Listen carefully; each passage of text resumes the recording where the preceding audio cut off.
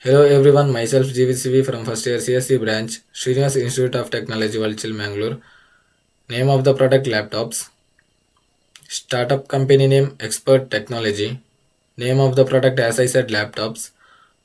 Logo of the company as shown. Feedback collected during empathy.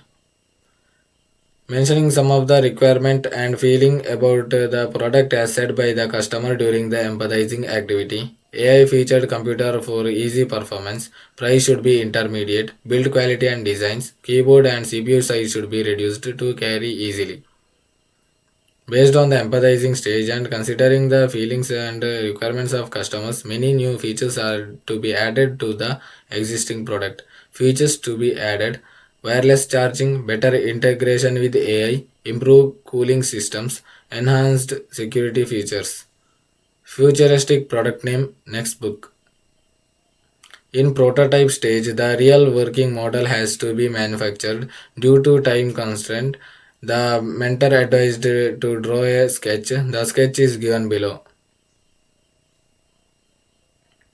As actual working model are not prepared, the testing stage is considered as the positive comments received from the presentation video.